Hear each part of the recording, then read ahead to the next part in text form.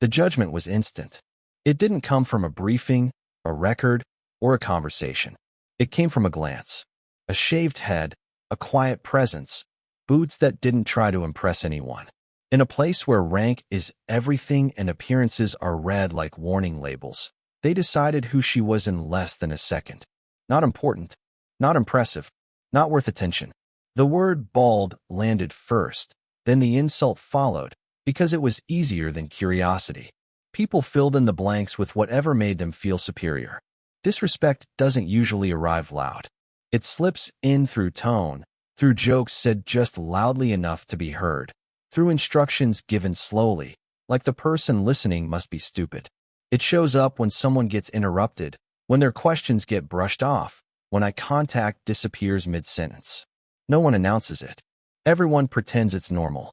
That's how it survives. That's how it becomes routine. They didn't ask who she was. They didn't check her file. They didn't wonder why someone with that posture, that calm, would walk into a secured space without hesitation. They assumed confidence meant arrogance. They assumed silence meant ignorance. They assumed she needed to be corrected. And once that assumption settled in, everything she did was filtered through it. Every word sounded wrong to them. Every pause felt like weakness. Every step looked out of place. This is how snap judgment works. It's fast, comfortable, and lazy. It rewards people for trusting their bias and punishes anyone who doesn't fit the picture in their head. In environments built on hierarchy, it becomes even more dangerous. People confuse familiarity with authority. They mistake loudness for leadership. They trust what looks right instead of what actually is right. And when someone challenges that picture without saying a word, it irritates them. Disrespect often disguises itself as humor. Someone laughs. Someone else joins in. The target is expected to take it, to smile, to play along. If they don't, they're labeled difficult. If they do, the behavior continues. It's a trap either way. The people delivering it rarely think of themselves as cruel. They think they're just calling it like it is. What they're really doing is reinforcing a pecking order they never bothered to question. There's a specific kind of disrespect reserved for women in power spaces, especially military ones. It starts with the body. Too soft, too small, too different. Hair becomes a statement whether she intended it or not. A shaved head doesn't read as discipline to them. It reads as rebellion, or failure, or a cry for attention. They project motives because they can't imagine competence without the familiar packaging. What makes snap judgment so confident is that it feels logical in the moment. People believe their experience qualifies them to assess others instantly. They think pattern recognition is the same as understanding. They don't see how often they're wrong because the system rarely forces them to confront it. Most of the time, the person being judged just absorbs it and moves on. No correction, no consequence. But disrespect leaves marks even when it's quiet. It changes the air in the room. It shifts how people speak, how they listen, how they stand.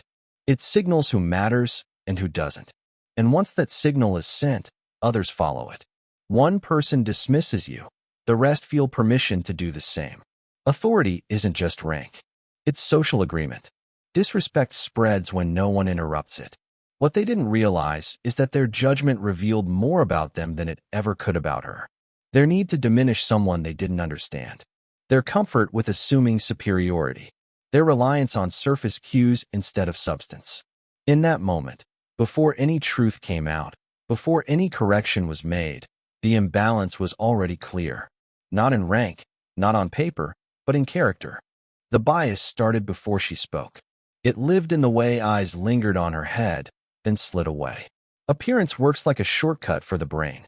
People think they're being efficient when they're really being careless. They see something unfamiliar and rush to explain it with a story that makes sense to them. In this case, the story was simple and wrong. A woman with a shaved head must be trying to prove something. She must be compensating. She must not belong.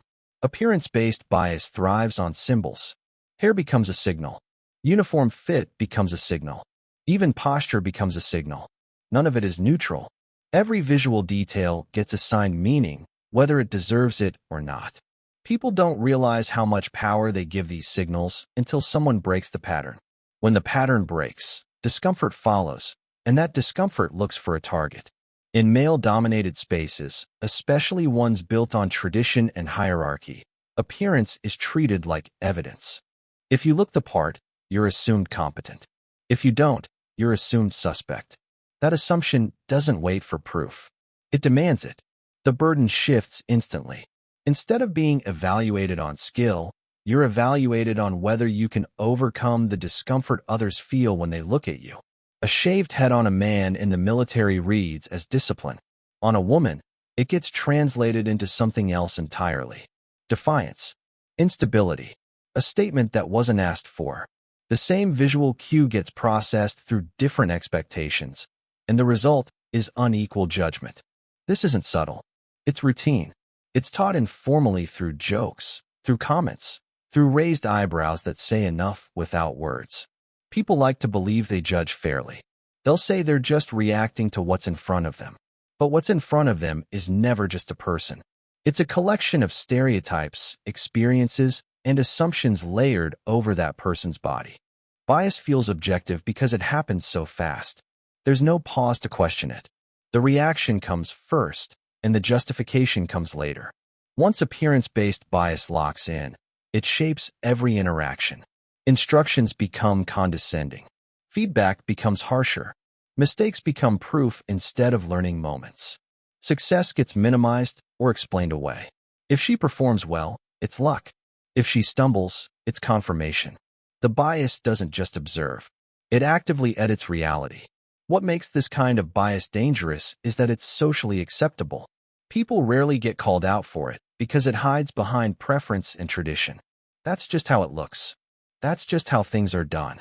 These phrases shut down conversation. They turn discrimination into common sense. Anyone who challenges it gets labeled sensitive or disruptive.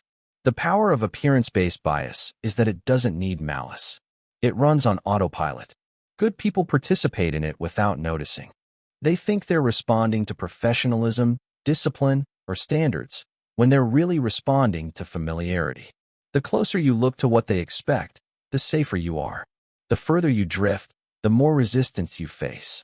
For women, especially in elite roles, this bias creates a constant performance. You're not just doing the job. You're managing perception. You're calculating how much difference is allowed before it becomes a problem. Every choice carries extra weight. Hair, voice, expression, silence.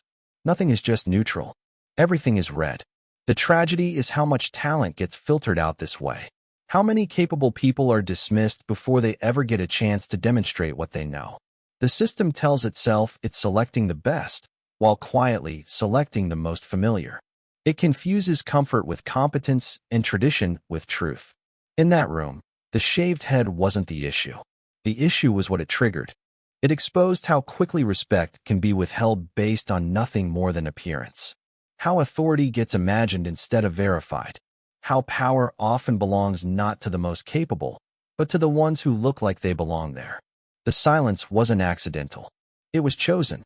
She noticed it immediately. The way conversations dipped when she stepped closer, the way questions went unanswered just long enough to feel deliberate. Silence can be louder than insults. It creates distance without accountability. No one has to explain it. No one has to defend it. It just hangs there, heavy and intentional. In hierarchical spaces, silence is a tool. It's how people test boundaries. They withhold information. They delay responses. They make you wait. The message is simple. You are not important enough to be acknowledged. And when someone is new, different, or already under suspicion, that silence tightens around them. It forces them to either overcompensate or withdraw. She didn't rush to fill it. That's what made people uncomfortable. Most people rush. They talk too much. They explain themselves. They offer credentials without being asked. Silence pressures them into proving worth. But she didn't perform. She stood where she was told. She listened. She waited. That calm didn't match the story they had already written about her. Silence before authority is revealed often looks like exclusion, but it's really uncertainty. People aren't sure how to place you yet. They don't know whether to challenge you or defer to you, so they do neither. They stall. They observe. They let the quiet stretch, hoping you'll expose yourself somehow. Say something wrong. Move incorrectly. Give them confirmation. In that quiet, assumptions grow. Every second without explanation becomes evidence in their minds. If she doesn't speak, she must not know. If she doesn't interrupt, she must not belong. They confuse restraint with weakness. They mistake discipline for hesitation. Silence becomes a canvas where others project their doubts. There's also fear in that silence. Not fear of her, but fear of being wrong. If they engage too early and misjudge her, they risk embarrassment. So they wait. They let rank remain a mystery. They let authority stay undefined. Silence protects them from committing to respect too soon. For the person on the receiving end, that silence demands control. It's uncomfortable to be ignored on purpose. It triggers instinct. Speak up. Assert yourself. Demand recognition. But doing that too soon can backfire. It feeds the bias. It confirms the idea that you're trying to force your way in. The silence is a test of patience as much as it is a test of power. She understood that silence doesn't mean absence. It means observation. Every movement is being logged. How you stand, where your eyes go, how you react to being dismissed. The quiet is full of judgment, even when no one is speaking. And once you realize that, you realize silence is never neutral. People often underestimate those who are comfortable in silence. They assume quiet means passive. But in reality, silence can be strategic. It creates space. It allows others to reveal themselves. In that room, the longer she stayed quiet, the more others talked. Jokes got sharper. Comments got looser. Respect slipped. They filled the space with their own behavior, unaware they were being measured. Silence before authority is revealed also exposes who leads and who follows. Some people glance around, waiting for cues. Others lean into the disrespect, sensing permission. Very few question it. Very few interrupt it. Silence shows who is willing to challenge a wrong assumption and who is content to benefit from it. When authority finally enters the picture, silence shifts. It snaps into attention. Voices lower. Postures change. The same people who ignored now listen. That contrast is what makes the earlier silence so revealing. It wasn't about professionalism. It was about perceived status. Until that moment arrives, the silence holds. Thick, deliberate, instructive. It teaches you how people really operate when they think no consequences are coming. It shows you how quickly respect is rationed. And it shows you who understands power and who only understands volume. They believed rank was something you could see. It lived in the uniform, in the way someone spoke, in how loudly they took up space. To them, authority announced itself. It didn't wait quietly in the corner. So when she didn't match their mental picture, they assumed she didn't have it. They treated rank like a costume instead of a record. Earned rank doesn't advertise. It doesn't need to. It's built through years of decisions no one applauds, through responsibility carried when no one is watching. It comes from being accountable for outcomes, not opinions. But assumed status is louder. It relies on confidence without substance. It thrives on being seen and heard. In that room, the difference between the two was already clear, even if no one wanted to admit it. Assumed status often comes from proximity, not merit. Someone has been there longer. Someone knows the right people. Someone fits the image that's always been rewarded. Over time, that familiarity turns into entitlement.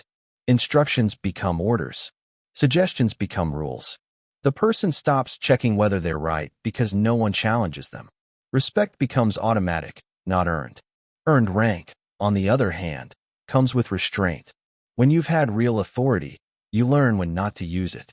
You understand that control doesn't come from dominance, but from clarity. You don't rush to correct every mistake. You don't interrupt to prove you're in charge.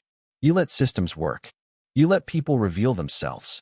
That kind of confidence is quiet, and quiet confidence often gets mistaken for lack of power.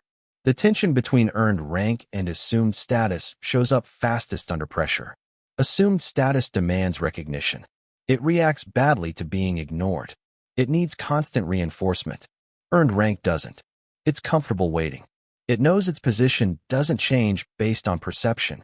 That patience unsettles people who rely on visibility to maintain authority. In environments built on hierarchy, there's a dangerous shortcut people take. They equate dominance with leadership. The person who speaks the most must know the most. The person who challenges the loudest must be in charge. This rewards performance over substance. It creates a culture where appearing powerful matters more than being effective. She didn't play that game. She didn't assert herself to compensate for being underestimated. She didn't correct their tone or demand their attention. Not because she couldn't, but because she didn't need to. Earned rank gives you the option to stay silent without losing ground. Assumed status doesn't have that luxury. What threatened them wasn't her position. It was the possibility that she had won. The idea that authority could exist without announcing itself made their own status feel fragile. If rank isn't always visible, then maybe they'd been relying on the wrong signals all along. That discomfort often turns into dismissal. It's easier to assume someone doesn't outrank you than to question your own standing. Assumed status depends on reinforcement from others. It needs agreement. It needs acknowledgement. Earned rank exists whether or not anyone recognizes it in the moment. That's why people with assumed status are quick to test, to provoke, to assert. They're checking to see if the room still believes in them. The irony is that earned rank carries more responsibility and less ego. It's tied to outcomes, not attention. It demands discipline, not display. People who've held real authority know how quickly it can be lost if misused. They don't rush to flex it. They respect the weight of it. In that space, two versions of power were colliding. One built on perception, the other on proof. One loud, one restrained. One dependent on recognition, the other independent of it. The conflict wasn't personal. It was structural. It exposed how often organizations reward those who look the part over those who've done the work. The moment rank becomes visible on paper, assumed status collapses. Titles shift. Behavior changes. But the damage is already done. The way someone acted before they knew tells the real story. It reveals who respects authority and who only respects appearances. It shows who understands what rank actually means and who has only ever borrowed it. The shift happens fast, but not fast enough to hide it. 1 second, the room is loose. Voices overlap. Someone leans back in their chair. Someone smirks. The next second, a name is spoken, a title is clarified, a rank is stated, and everything tightens. Spines straighten. Jaws set. The air changes. Truth doesn't arrive gently. It lands. What shuts the room down isn't volume. It's certainty. There's no arguing with it. No reframing it. No joking it away. The facts don't raise their voice. They don't insult anyone. They just exist. And in their presence, all the earlier confidence evaporates. People replay their own words in their heads, wishing they could pull them back. They suddenly remember manners. They suddenly remember protocol. The most revealing part is the pause. That brief, stunned quiet where everyone recalculates. Who heard what? Who said what? Who laughed? Who stayed silent? Who leaned in instead of stepping back? In that pause, hierarchy reorders itself. Not because someone demanded it, but because reality finally caught up. People who were dismissive become cautious. People who were casual become rigid. Someone clears their throat. Someone avoids eye contact. Someone else tries to recover with forced politeness, a tone that's too formal, too late. The same mouth that delivered disrespect now struggles to form a neutral sentence. Truth has a way of exposing intent without saying a word. The reveal doesn't accuse anyone directly, but it doesn't need to. Everyone knows where they stood before the truth arrived. Everyone knows what they assumed. The room remembers, even if no one acknowledges it out loud. What's striking is how quickly respect appears once it's required. Not because people suddenly understand her, but because they understand the consequences of not respecting her. This is where the shutdown becomes uncomfortable. It shows how conditional their respect was, how dependent it was on status, not behavior, how easily it could have been there from the beginning, and how deliberately it was withheld. The truth doesn't shame them openly, but it strips away their excuses. They can't claim ignorance anymore. They can't pretend they were just joking. The earlier behavior doesn't disappear. It hangs there, unspoken but undeniable. The room is quieter now, but it's not calm. It's controlled. Some people try to overcorrect. They offer help that wasn't offered before. They ask questions they didn't care about earlier.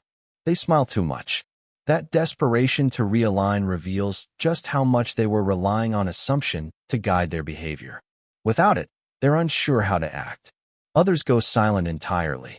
They retreat. They limit their words to the minimum. They don't trust themselves anymore.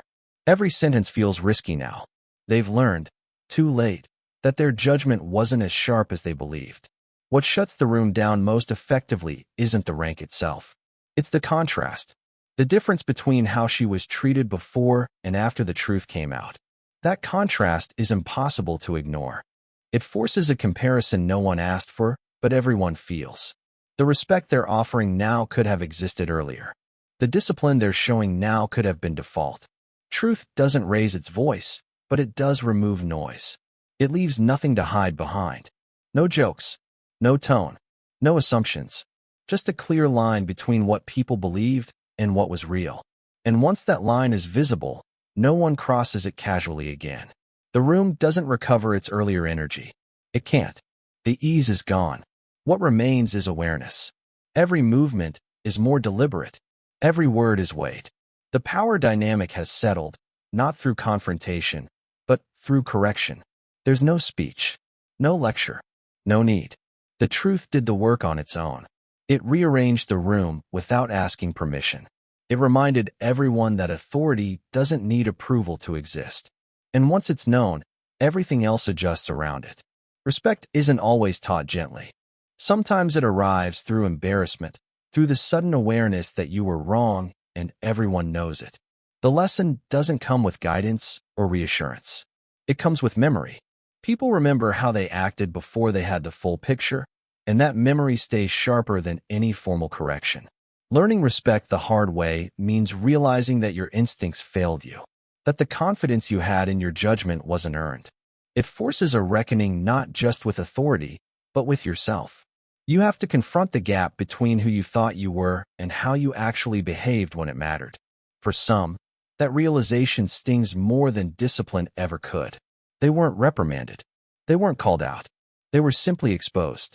The truth didn't accuse them, but it didn't protect them either. It let their actions speak for themselves. And actions, once taken, don't disappear just because context changes. The hardest part is that respect learned this way can't be undone or reframed. You can't pretend you were always respectful. You can't rewrite the moment. The only option left is adjustment. Behavior changes not because of growth, but because of caution. People become careful around what they don't fully understand anymore. There's a difference between respect that's offered freely and respect that's enforced by consequence. The first comes from character. The second comes from fear of being wrong again. In that room, respect didn't emerge from admiration. It emerged from realization, from knowing that assumptions carry weight, and that weight can land on you. Some people internalize the lesson quietly. They replay the moment later, alone, and recognize the flaw in their thinking. They don't say much afterward, but they don't repeat the mistake. The experience humbles them. It makes them slower to judge, more deliberate, less reactive. Others learn nothing beyond the surface. They correct their behavior only when authority is visible. Their respect remains conditional. It shows up when rank is clear and disappears when it isn't. The lesson doesn't change them. It just teaches them to wait for confirmation next time. Respect learned the hard way also reveals how much people rely on shortcuts, how often they mistake confidence for competence, how rarely they question their own reactions. When those shortcuts fail publicly, it disrupts more than a single interaction. It challenges a belief system that was never examined. There's discomfort in realizing that respect was always an option, that nothing stopped you from being decent from the start, that you chose judgment because it felt easier, safer, or more aligned with the group. That discomfort lingers longer than anger ever would. The lesson doesn't come with applause. No one acknowledges it out loud, but it changes the way people move afterward. The jokes stop. The tone shifts. The casual dismissiveness fades. Not because kindness suddenly matters, but because mistakes now feel costly. Respect learned this way isn't ideal, but it's effective. It sticks because it's personal. It ties behavior to consequence without needing explanation. People remember how small they felt in that moment, how quickly confidence turned into caution, how fragile their certainty really was. Over time, that memory becomes a reference point. The next time someone unfamiliar walks into the room, someone pauses. Someone hesitates before speaking. Someone remembers that last time they thought they knew exactly who they were dealing with and didn't. The lesson doesn't transform everyone, but it plants doubt where arrogance used to be. It interrupts the reflex to judge. It introduces a moment of restraint. And sometimes, that moment is enough to change the outcome.